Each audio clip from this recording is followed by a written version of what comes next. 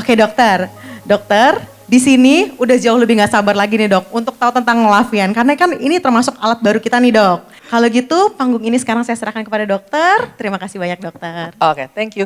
Kenapa kalau dibilang, kenapa saya nambah satu laser yang kita sebut utamanya adalah thulium. Thulium itu panjang gelombangnya di 1927. Kita bilang, prinsipnya adalah ini. 1927 tadi saya bilang, dia lebih gak sensitif terhadap air, karena dia sangat-sangat blow on terhadap air. Sangat gak sensitif. Jadi gitu, thulium ini pertama saya tembakkan, begitu dia kena lapisan yang namanya lapisan epidermis, air di lapisan epidermis hanya hilang sedikit. Jadi kita bilang cairan di interstitial junction atau jarak antar sel rusak sedikit. Akibatnya apa? Pori-pori, atau kita bilang bukan pori-pori secara harafiah pori-pori di muka dokter, tapi jarak antar sel melebar. Jarak antar sel melebar artinya apa? Gitu dokter olesin obat atau cairan, itulah yang terjadi namanya transepidermal drug delivery. Kalau jarak antar sel dokter rapet, lapisan keratin dokter rapet, dokter olesin obat, itu susah masuk. Nah, itu efek yang pertama. Nah, setelah efek yang pertama itu kita bilang jarak interstitial selnya melebar, laser ini penetrasi terus ke dalam sampai dia ketemu jumlah air yang banyak.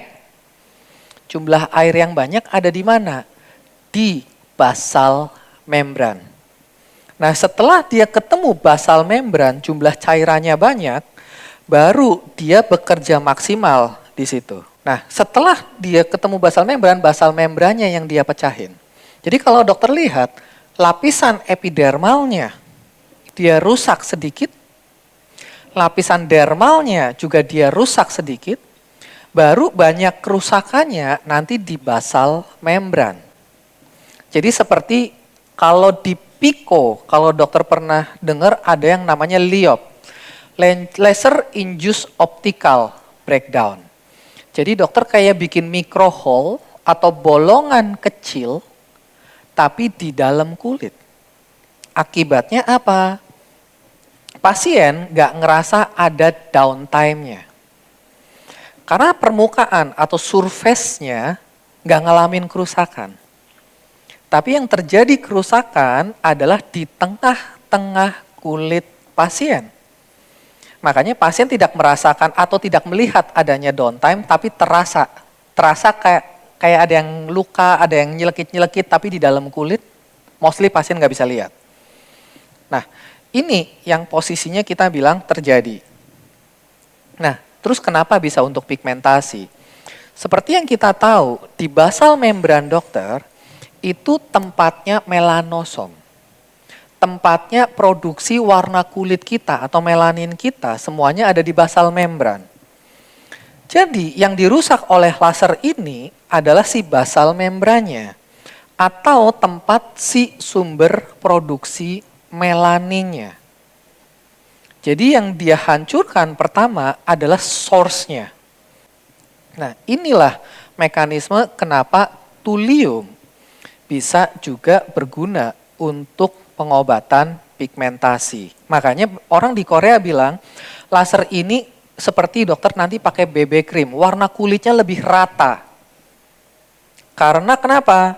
Semua sumber atau basal membrannya dilukain dulu, dia rusak dulu semua supaya warna kulitnya even atau rata semuanya. Tujuan utamanya adalah itu. Jadi melanin yang udah terjadi itu nanti secara sendirinya terdorong karena pertumbuhan basal membran akan naik ke atas, lapisan kulit baru akan tumbuh. Jadi pigmentasi yang udah tercipta di lapisan epidermis otomatis akan kebuang secara mekanikal, secara itu sendirinya.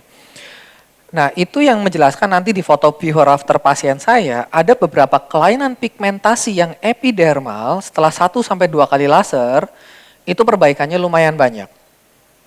Karena ternyata pigmentasinya terdorong secara superficial. Nah, itu adalah untuk problem pigmentasi. Kalau kita pakai thulium, kenapa saya bilang sekarang saya banyak pakai? karena lapisan epidermis yang di atasnya hanya luka sedikit, jarak antar selnya melebar, tapi dia bikin pocket yang sangat besar di basal membran. Jadi segitu kita oles cairan di sini, penetrasinya menembus epidermal sangat mudah, kemudian nanti dia akan terakumulasi di basal membran. Dari dulu saya udah pernah tahu thulium, tapi yang bisa kita atur cuman ini. Nah, makanya kalau dibilang fungsi utamanya dia untuk yang warna biru-biru itu fungsi utama laser ini untuk pigmentasi, otomatis ke brightening, otomatis ke dermal remodeling dari pulse duration-nya. Nanti bisa untuk semua ini yang lain tergantung settingan laser dokter.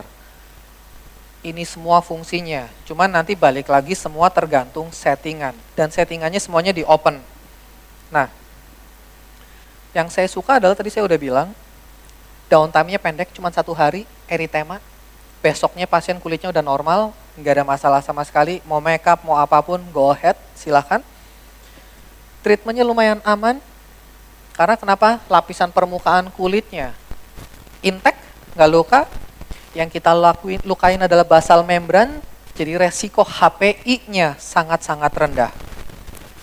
Less side effect, one session biasanya juga pasien udah bisa ngelihat hasilnya. Terus kalau dokter tanya, pengulangan berapa lama? Di tempat saya sendiri, pasien saya suruh ulang 2 minggu. Dan pasien nggak keberatan karena nggak ada downtime-nya. Nah, ini yang tadi kita bilang, contoh problem untuk pigmentasi yang di superficial. Ini juga problem pigmentasi superficial. Dan yang paling kelihatan adalah ini. Ini adalah problem campur aduk. Okronosisnya ada, hiperpigmentasi juga ada. Jadi problemnya, beresin dulu basal membrannya, lapisan keratinya dokter kita beresin, skin barriernya kita beresin, basal membrannya kita beresin, warna kulitnya kita ratain. Yang tadi kita bilang, jadi saya nggak fokus numbuhin warna kulit yang di hipopigmentasi, yang di hiperpigmentasi warnanya saya turunin, ribet. Karena kenapa? Nggak rata. Jadi problemnya gimana? Saya ratain aja warna kulitnya. Basal membrannya saya beresin dulu semuanya. Jadi banyak dipakai untuk PIH juga, pori-pori juga, acne scar juga. Jadi itu adalah slide saya. Terima kasih. Waktunya saya balikin ke moderator ya.